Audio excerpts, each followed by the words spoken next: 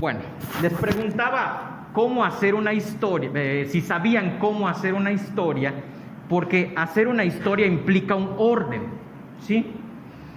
De hecho, cuando ustedes investigan, ¿sí? Cuando ustedes investigan, puede ser que en algunas fuentes les salga esto que a continuación vamos a ver. Estructura lógica de una historia. Aquí lo que me gusta mucho es esta segunda palabra, lógica, porque la palabra lógica implica un orden, implica un trasfondo, implica una estructura, es decir, un esqueleto, una forma a partir de la cual yo voy a diseñar y a partir de la cual yo voy a ejecutar la historia que tengo en mi cabeza. El trabajo del escritor, y esta no es una clase de literatura, es de etimologías, pero les estoy pidiendo una historia y ni modo que no les diga, ¿no? El trabajo de un escritor, de una escritora, no es sentarse frente a la computadora a ver cuándo demonios a la inspiración se le ocurre entrar a mi cabeza. No. Si es así, nunca vas a acabar una historia porque la inspiración se acaba. Te llega 5 o 10 minutos, y luego hasta lo notas cómo vas disminuyendo la forma en la que escribes hasta que se acabó y esa historia lleva 3 años guardada en tu computadora o en una libreta por allá. No es así. Yo tengo que llegar con un plan de acción, con un plan de trabajo, con un proyecto, pues, de escritura. ¿Qué es proyectar? Pro significa antes y esa parte de yecto viene de ejectum, que significa sacar, ¿sí? Un proyecto es algo que hago antes de ejecutar una acción, ¿sí? Eso es un proyecto. Es algo que tengo que hacer antes para saber exactamente cómo voy a construir, en este caso, la historia. Y en ese sentido, damas y caballeros, tenemos 4 grandes elementos que integran una historia, vamos a llamar así, una historia clásica. Aproximadamente a finales del siglo XVIII, a finales de los años 1700 y durante todo el siglo XIX, se empezó a afianzar una manera de escribir cuentos. Esa época es fundamental, el siglo XIX, porque le da forma, ¿sí? Le da una estructura a las historias, a los textos literarios, pues, a las historias. Y bueno, ¿cuáles son esas 4 partes? Seguramente ya las vieron en español. En alguna clase de los 9 años que tuvieron de español, en alguna clase vieron la estructura. No sé si se las explicaron adecuadamente, pero básicamente nosotros tenemos una primera parte que se llama el planteamiento. En el planteamiento, lo que yo tengo que hacer es una presentación implícita implícita, o sea, ahorita explico eso, de personajes, de espacios o lugares en los que se va a llevar a cabo la acción, personajes, espacios y elementos que servirán para el nudo, no nudo, ¿sale?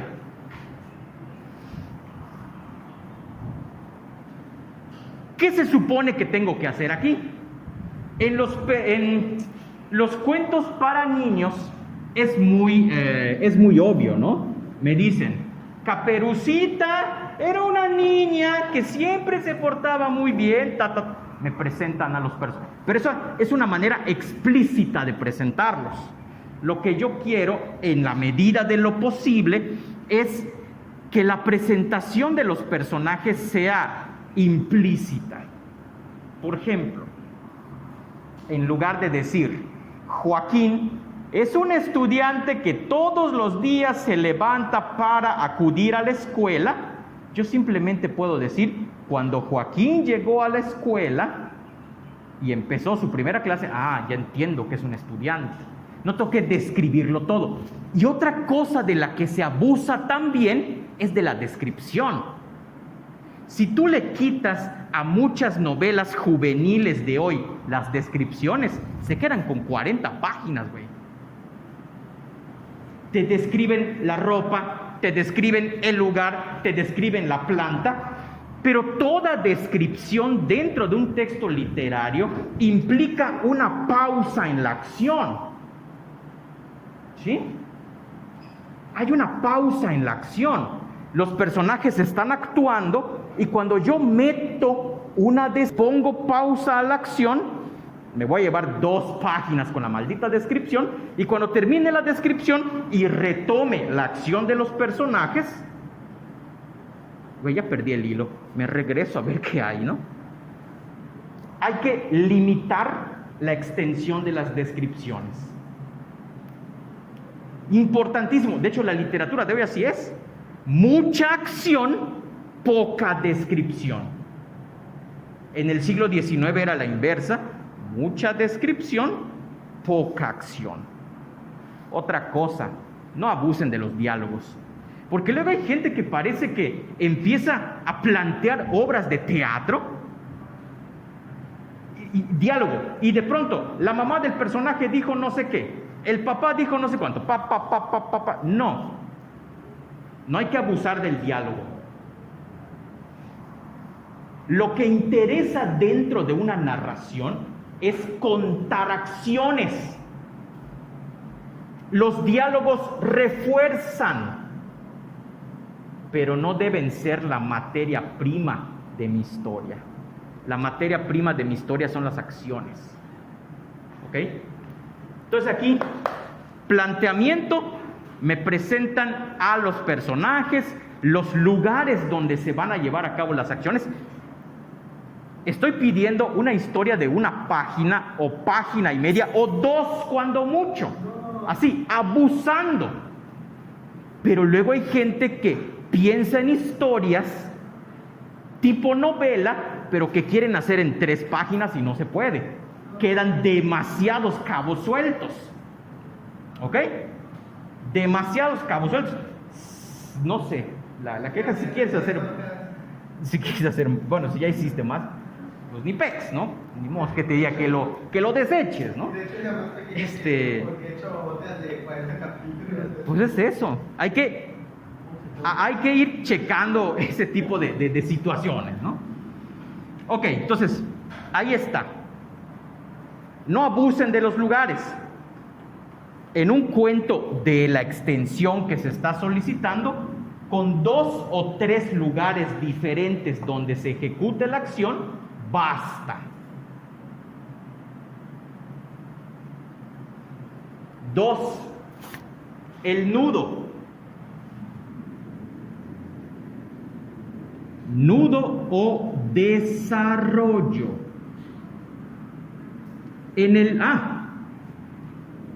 También esta parte, bueno, en general, pero aquí es donde se concentra esta palabra, que es la trama. La trama. Tramar es un sinónimo de urdir, de unir. Se le llama nudo a esta segunda parte, que es un nudo. Dos hilos diferentes los junto para crear un doblez. No sé qué significa, o sea, voy a enredarlo pues. Todo lo que está aquí, por eso es estructura lógica, todo lo que yo presenté aquí debe influir y debe determinar lo que yo voy a ver aquí. Si aquí presento a 20 personajes y luego en el nudo solo voy a hablar de 2, los otros 18, ¿para qué me sirven?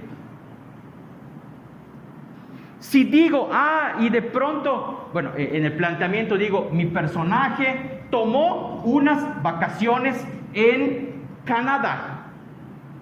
De pronto Jorge vino a Yucatán después de unas vacaciones en Canadá. Ese dato de que tomó unas vacaciones en Canadá me va a servir para entender algo de esto. Si no me sirve, lo tiro a la basura.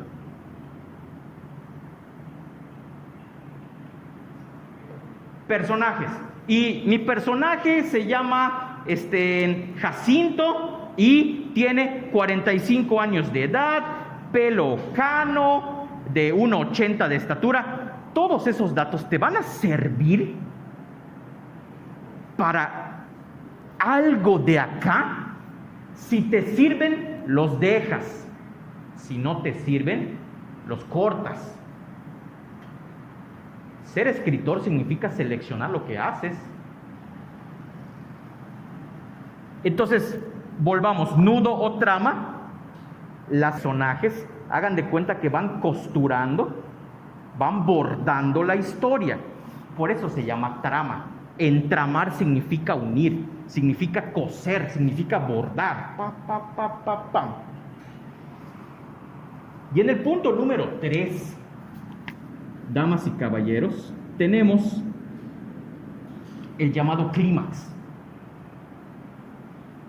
Un cuento, una historia que le llegue a la gente, y de hecho si tengo tiempo ahora, les leo un cuento, para que quede más claro esto.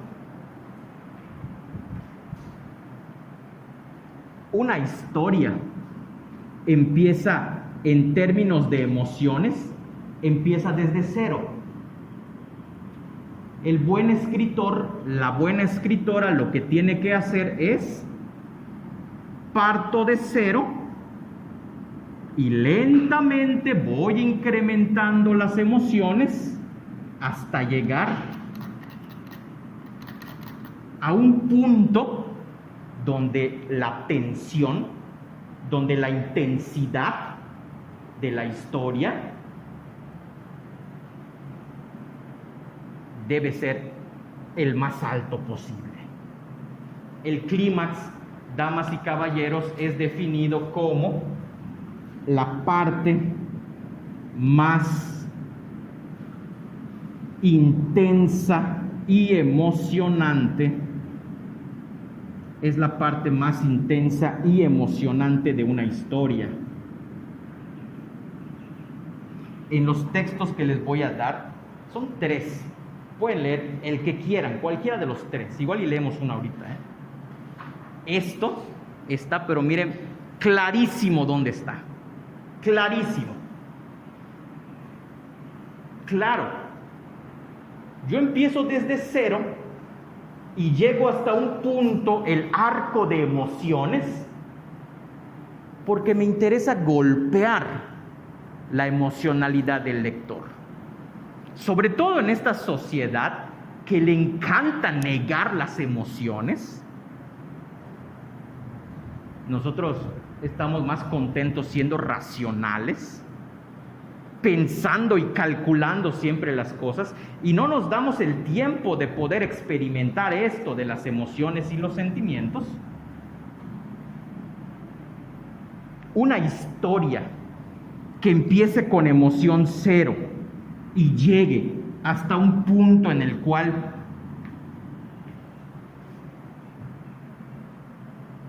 la tensión acumulada sea muy grande,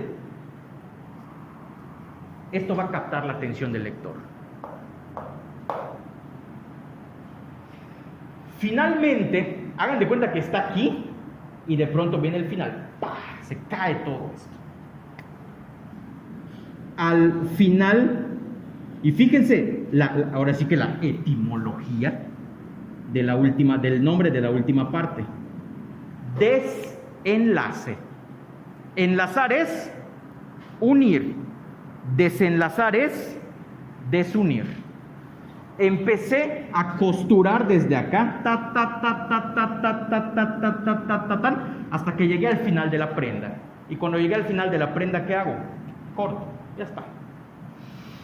El desenlace, dentro de esta estructura clásica de cómo escribir una historia, nos dice que el final debe ser sorpresivo.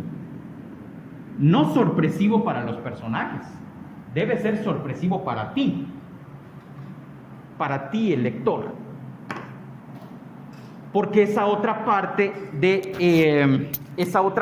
será la que, perdón, llamando acá, será justamente la que mueva la otra dimensión del ser humano, que es la racionalidad.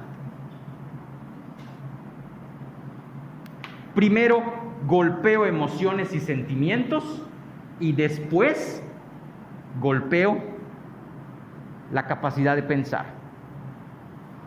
Una buena historia, un buen texto literario debe tener como intencionalidad no tanto el hecho de aislarnos del mundo, porque muchos dicen, yo leo porque me quiero alejar del mundo. Al contrario, la literatura te agarra la cabeza y te la embarra contra el mundo. Dices, ¿por qué te quieres escapar, güey? Si aquí vives. Pero te voy a mostrar cosas que no conoces, que no te has fijado. Y te las voy a mostrar para que las valores, para que las analices y decidas cuál va a ser tu acción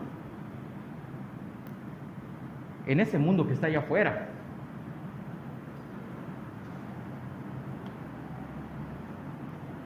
Básicamente, esto es el esquema que nosotros debemos seguir para construir una historia corta.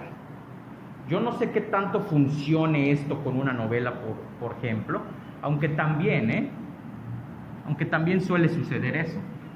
Suele suceder que hay historias largas, novelas, que usan esto igual. Pero en un cuento esto tiene que ser por la extensión. La extensión de un cuento es más corta.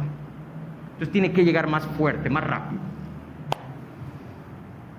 Muy bien, hasta acá, ¿alguna duda, alguna pregunta?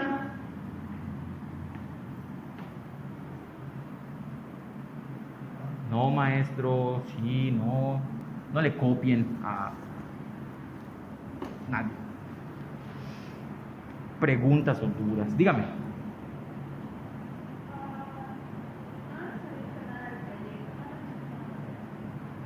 ¿Ya se subió la rúbrica? ¿Ya se subió la rúbrica?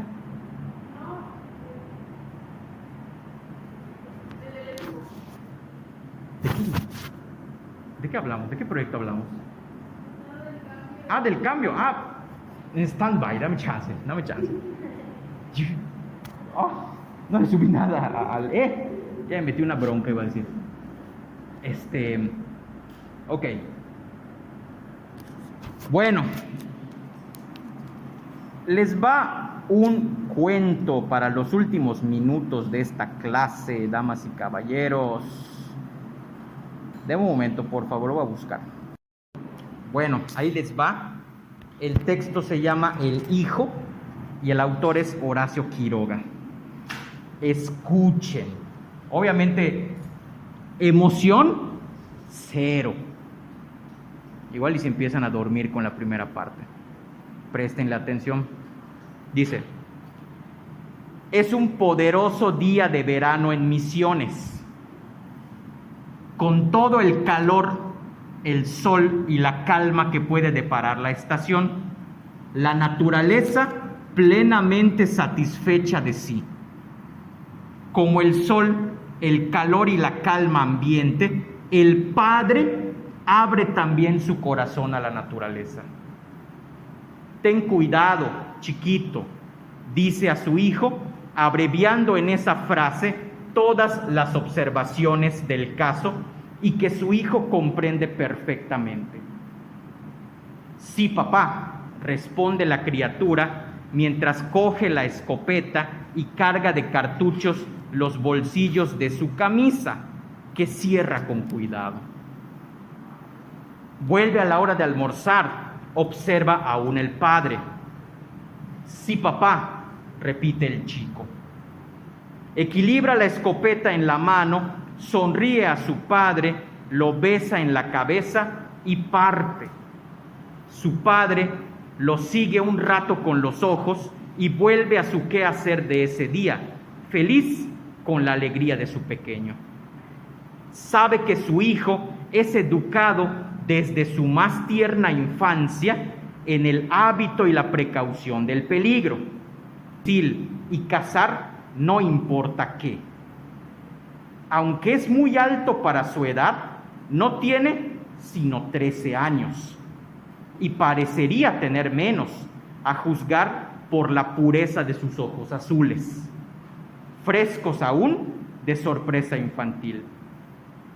No necesita el padre levantar los ojos de su quehacer para seguir con la mente la marcha de su hijo.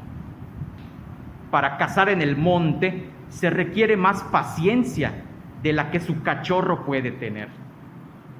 Después de atravesar esa isla de monte, su hijo costeará la linde de cactus hasta el bañado en procura de palomas, garzas, tucanes o tal cual un casal de garzas, como las de su amigo Juan, quien ha descubierto estas en días anteriores.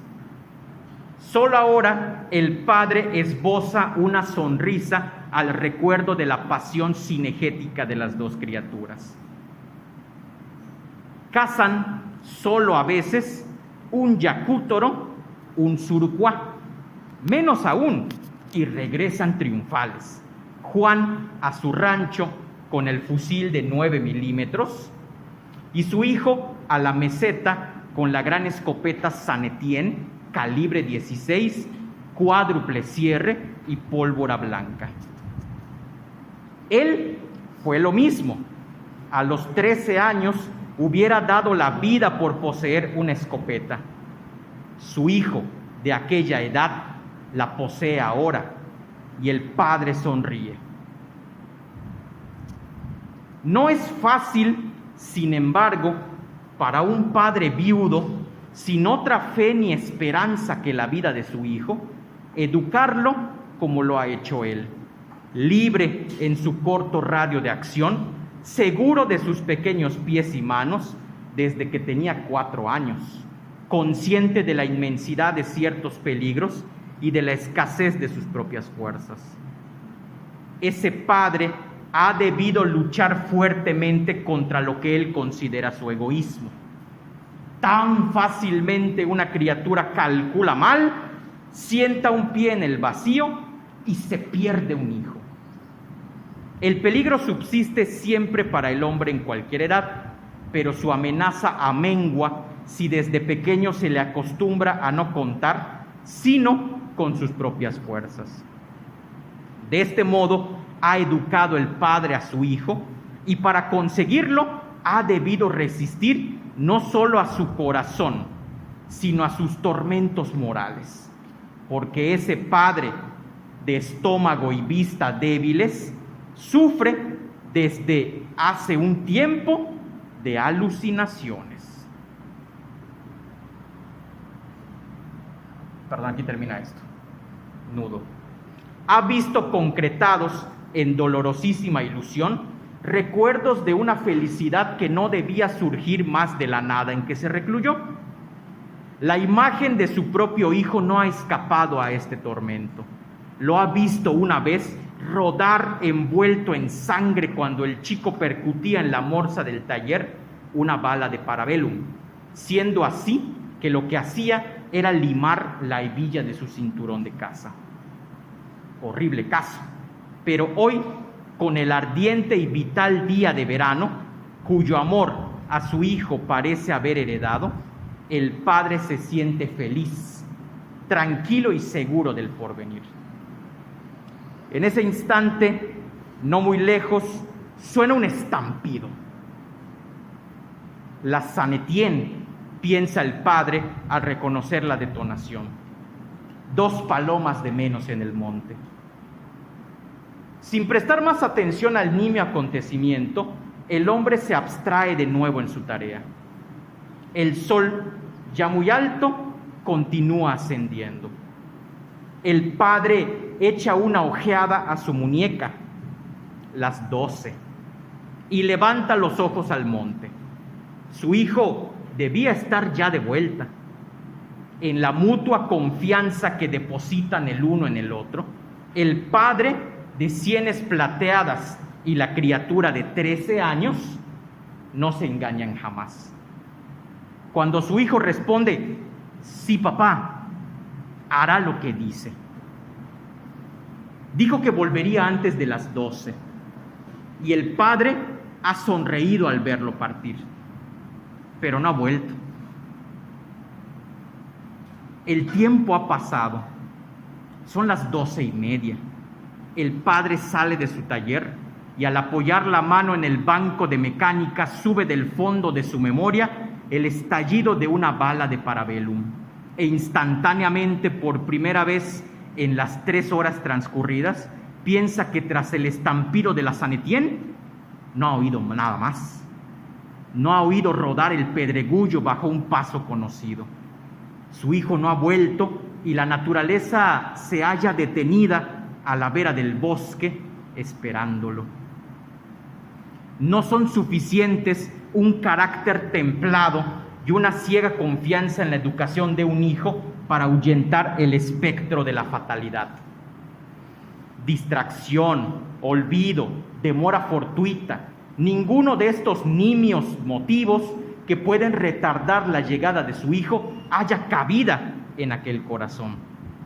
Un solo tiro ha sonado y hace mucho. Tras él, el padre no ha escuchado nada más. No ha visto un pájaro, no ha cruzado el abra de espartillo una persona a anunciarle que al cruzar un alambrado, una gran desgracia. La cabeza al aire y sin machete, el padre va, corta el abra de espartillo, entra en el monte, costea la linde de cactus sin hallar el menor rastro de su hijo. Pero la naturaleza prosigue detenida, y cuando el padre ha recorrido las sendas de caza conocidas y ha explorado el bañado en vano, adquiere la seguridad de que cada paso que da en adelante lo lleva, fatal e inexorablemente, al cadáver de su hijo. Ni un reproche que hacerse. Es lamentable. Solo la realidad fría, terrible y consumada. Ha muerto su hijo al cruzar un... ¿Pero dónde? ¿En qué parte? Hay tantos alambrados allí y es tan sucio el monte, muy sucio. Por poco que no se tenga cuidado al cruzar los hilos con la escopeta en la mano, el padre sofoca un grito. Ha visto levantarse en el aire. Oh, no es su hijo, no. Y vuelve a otro lado y a otro y a otro. Nada se ganaría con ver el color de su tez y la angustia de sus ojos. Ese hombre aún no ha llamado a su hijo. Aunque su corazón clama por él a gritos, su boca continúa muda. Sabe bien que el solo acto de pronunciar su nombre, de llamarlo en voz alta, será la confesión de su muerte. Chiquito, se le escapa de pronto, y si la voz de un hombre de carácter es capaz de llorar, tapémonos de misericordia los oídos ante la angustia que clama en aquella voz. Nadie ni nada ha respondido. Por las picadas rojas de sol, envejecido en 10 años, va el padre buscando a su hijo que acaba de morir. Hijito mío, chiquito mío, clama en un diminutivo que se alza del fondo de sus entrañas. Ya antes, en plena dicha y paz, ese padre ha sufrido la alucinación de su hijo rodando con la frente abierta por una bala de níquel. Ahora, en cada rincón sombrío del bosque, ve centellos de alambre, y al pie de un poste, con la escopeta descargada al lado, ve a su chiquito, mi hijo. Las fuerzas que permiten entregar un pobre padre alucinado a la más atroz pesadilla tienen también un límite, y el nuestro siente que las suyas se le escapan cuando ve bruscamente desembocar de su pique lateral a su hijo.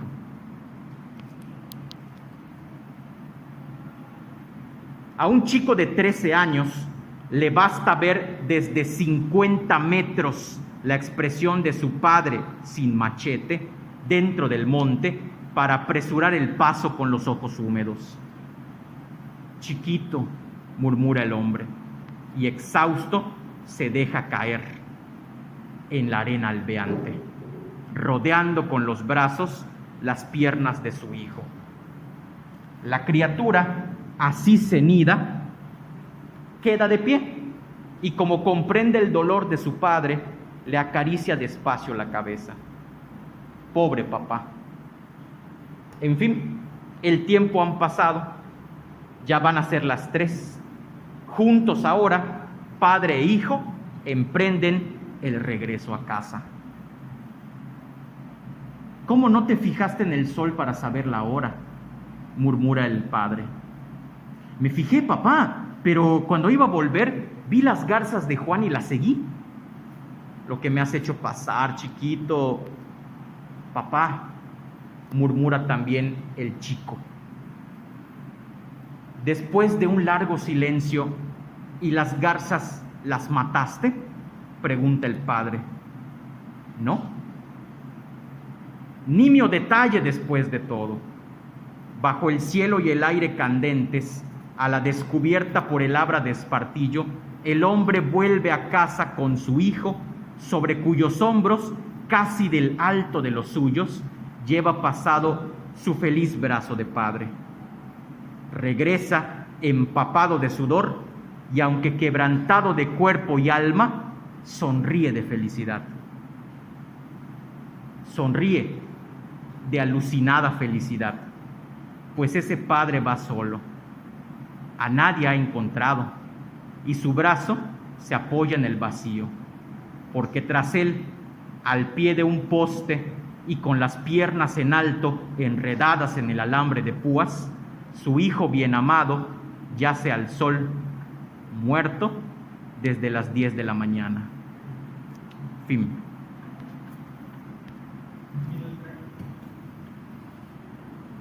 Este pedazo de cuento.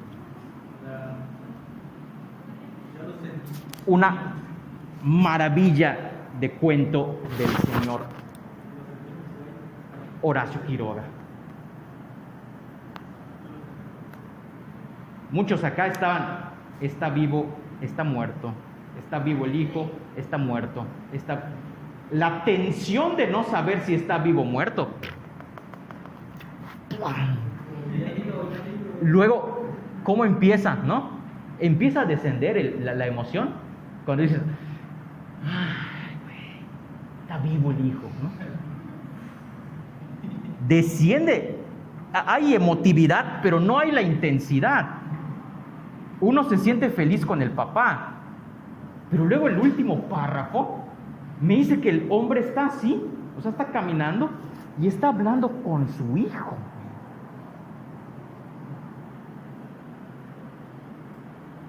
aquí lo chido es que como nosotros estamos fuera de la historia, o sea, como el narrador es de tercera persona, él lo está observando todo desde afuera y nos presenta esa visión.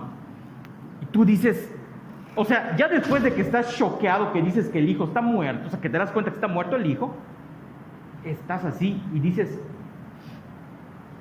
¿qué va a pasar cuando al papá se le vaya la alucinación que tiene en este momento y se dé cuenta que su hijo está muerto?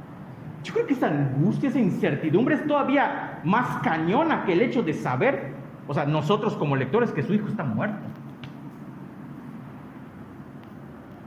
No nos imaginamos cómo va a reaccionar el padre cuando vea esto. Una maravilla, o sea, ves claramente dónde está cada una de las partes. Pero Quiroga te dice, a continuación te voy a presentar el nudo. No, todo va así. Es como tu ropa. Tu ropa no se ven las costuras todas feas, no, parece que es una sola cosa, ¿no? Pero si te fijas, ahí están las partes que arman tu ropa. Las partes, todas son independientes, ¿sí? Pero hay una costura que ha servido para formar una sola prenda. Lo mismo aquí. Obviamente, y con esto termino, yo no voy, y no se estresen por eso, pero también no se exijan el mínimo. Yo, y no es por menospreciarles, yo no espero, sobre todo las personas que nunca han escrito una historia, que me entreguen historias para que ganen el premio Nobel. Además, no es la intención de la materia. La intención de la materia es que dentro de la historia estén las 20 palabras que estoy pidiendo y también esté la cuestión de la descomposición y la clasificación. Sin embargo, dentro de la rúbrica hay componentes que califican esto. Y por eso me he tomado la libertad de salirme un poco propiamente de etimologías para entrar en esta cuestión de literatura, que a mí me encanta, ¿eh? Entonces, ¿con esto hay alguna duda y alguna pregunta?